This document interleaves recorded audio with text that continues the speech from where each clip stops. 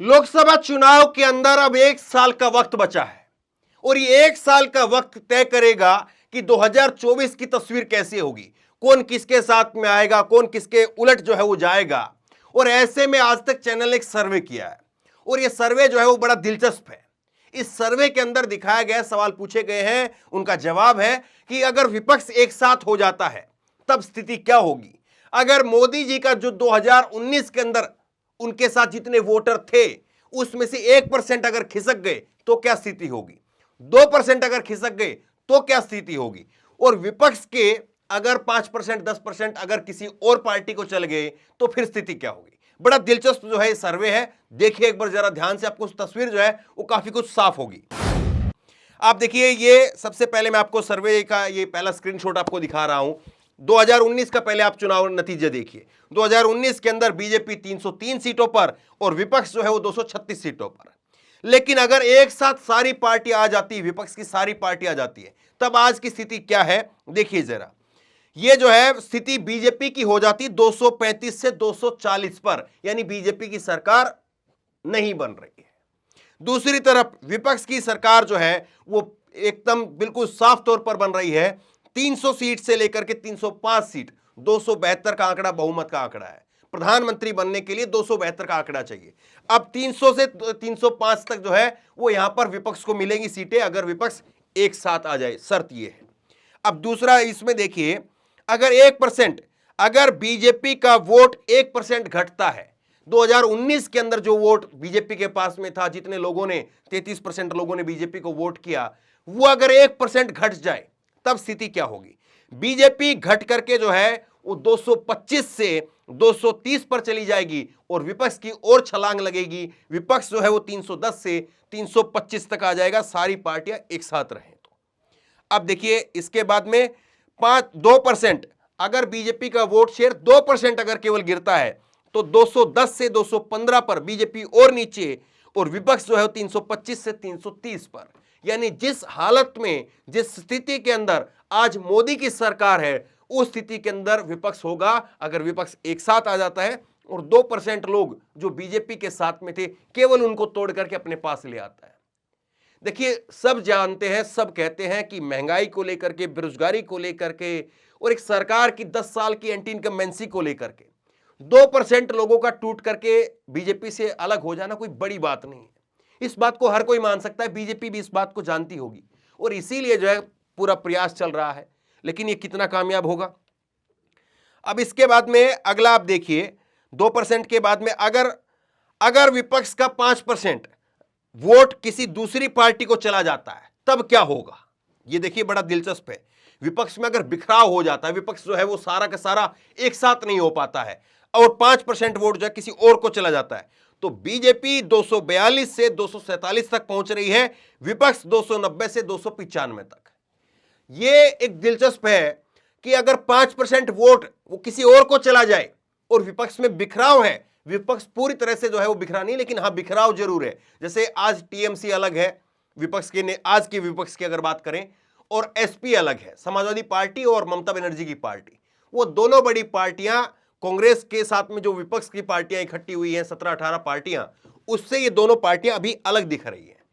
अब ये अगर अलग रहती है तब भी विपक्ष की सरकार बन रही है, तब भी बीजेपी की सरकार नहीं बन रही है, मोदी जी की सरकार नहीं बन रही है।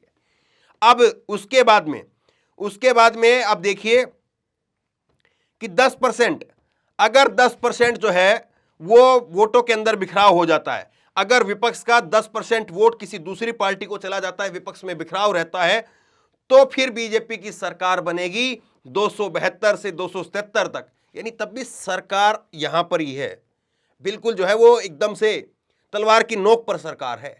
ऐसा नहीं है कि एकदम सरकार ऐसे है, वो ऐसे ही है, बस जरा सा टिल्ट है। और विपक्ष जो है वो 263 से लेकर के 268, यानी दोनों चीजें बराबर बराबर है। अगर 10%, तो ये देखिए कितना दिलचस्प जो है वो आंकड़ा है। और ये आज तक का, आज का सर्वे मैं आपको बता रहा हूं, आज का ताजा जो सर्वे है वो मैं आपको बता रहा हूं। और ये जो आंकड़ा है ना, ये आंकड़ा अपने आप में बहुत दिलचस्प है। देखिए 10% अगर बिखराव होता है, 10% बिखराव होता है विपक्ष के वोटों में से, और विपक्ष एक साथ नहीं है, तब भी मोदी जी केवल और केवल अपनी सरकार को बचा पा रहे हैं। वो बहुमत जो उन्होंने 2014 में 2019 में हासिल किया, उस बहुमत तक नहीं पहुंच पा रहे हैं। ये जो है विपक्ष का जो लगातार रणनीति तैयार हो रही है, उसके अंदर एक बड़ा खेल है। अब दूसरी बात अगर आप देखेंगे, दूसरी बात अगर इसमें देखें तो यह है कि विपक्ष में टीएमसी और समाजवादी पार्टी एसपी, ये दोनों पार्टियां अगर अलग अलग रहती हैं तो क्या वाकई ऐसा होगा कि मोदी जी फिर से ये विपक्ष के नेताओं का अलग अलग रहने का फायदा उठाते हुए फिर से प्रधानमंत्री बन जाएंगे तीसरी बार? इसमें जो है संभावनाएं और कम है। मैं आपको बताता हूं कैसे। देखिए, समाजवादी पार्टी उत्तर प्रदेश के अंदर और टीएमसी पार्टी जो है वो बंगाल के अंदर। अब बंगाल के अंदर दूसरी किसी पार्टी की कोई और वजूद है नहीं, लेफ्ट को छोड़ करके। बंगाल में जो लेफ्ट है वो आज कांग्रेस के साथ गठबंधन में है, टीएमसी के साथ में नहीं है। तो लेफ्ट को छोड़ करके कांग्रेस का वहां पर बंगाल के अंदर कोई बहुत भारी वजूद नहीं है। कांग्रेस अपनी अगर 2, 4, 5 सीटें 10 सीटें हद से हद बता रहे हैं, बहुत ज्यादा अगर कुछ ऐसा होता है कि विपक्ष के साथ में मिलकर के बहुत जबरदस्त टेम्पो बन जाता है, तो वहां पर भी लड़ाई जो है वो सीधे सीधे टीएमसी वर्सेस बीजेपी की होगी। और ममता बनर्जी वो जो है वो जिस तरह से राज्यों के चुनाव में आपने देखा, ममता बनर्जी इस बार कोशिश कर रही है कि कैसे न कैसे मैं अपने आप को ऐसी स्थिति के अंदर पेश कर दूं, ऐसी स्थिति के अंदर ला दूं 30 से 35 सीटों के आसपास जो है अगर हो जाएं तो फिर वैसे में मेरी दावेदारी जो है पुख्ता हो जाएगी। और वहां पर कांग्रेस अगर टीएमसी के साथ में और पूरे गठबंधन मिलाकर के लड़ती भी है तो कांग्रेस की स्थिति फिर भी वही है। कांग्रेस की स्थिति फिर भी वही है कि वो 5 से 10 सीटें या 2 से 5 सीटें, ऐसी स्थिति में यही उत्तर प्रदेश में है। 80 सीटें हैं उत्तर प्रदेश के अंदर और यहां पर समाजवादी पार्टी और बीजेपी दोनों के आमने सामने की टक्कर है। तीसरी पार्टी कांग्रेस है और बहुजन समाजवादी पार्टी है। अब बीएसपी किस तरह से लड़ेगी, कैसे रहेगी, किसके साथ जाएगी, ये तय नहीं है। लेकिन कांग्रेस और समाजवादी पार्टी अगर गठबंधन होता भी है तो फिर कांग्रेस जो है उसको राष्ट्रीय पार्टी होने के नाते समाजवादी पार्टी को ज्यादा सीटें देनी पड़ेगी। मसलन 20-22 सीटें कम से कम चाहिए। अब 20-22 सीटों में से वो फिर 8-10 सीटें भी नहीं अगर लेकर के आएंगे तो फिर नुकसान। तो ऐसे में ममता बनर्जी और अखिलेश यादव अगर अकेले अकेले भी लड़ते हैं और बाद में सबको मालूम है कि फिर चीजें वहीं पर जानी है, तो बीजेपी को ही नुकसान है। और अगर यहां से अगर हम दूसरी स्थिति पर भी चलें कि विपक्ष अगर सारा एक साथ आ जाए, ममता बनर्जी और अखिलेश यादव ये भी साथ आ जाए, तो फिर ऐसी स्थिति में लगता है कि बीजेपी को ज्यादा फायदा हो जाएगा। अगर अखिलेश भी, ममता बनर्जी भी, कांग्रेस भी सब एक साथ हो जाए तो फिर जो है मोदी को ये कहने का मौका मिल जाएगा कि देखिए ये विपक्ष डरा हुआ है, ये विपक्ष मोदी को हराना चाहता है, मोदी को हटाना चाहता है और इसीलिए देखिए सारे एक साथ हो गए। जैसे उन्होंने पहले भी सांप समुंदर वाली जो बातें कही थी।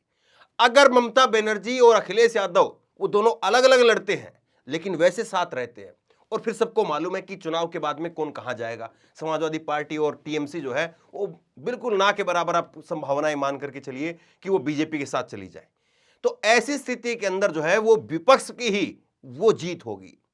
तो जो स्थिति बन रही है और जो खुद आज तक चैनल ने भी इसको माना है, तो मान करके चलिए कि 2024 के लिए मोदी जी के लिए हालात ठीक नहीं है। क्योंकि आज तक चैनल जिसको आप कह सकते हैं कि गोदी मीडिया, ये फलां फलां जो बातें कही जाती है लगातार, अगर वो चैनल भी अब ये मानने को मजबूर हो रहे हैं, ये दिखा रहे हैं कि विपक्ष अगर एक साथ है तो मोदी का सुपड़ा साफ है। बहरहाल आप क्या मानते हैं नीचे कमेंट बॉक्स में अपनी राय लिख कर मुझे जरूर बताइए।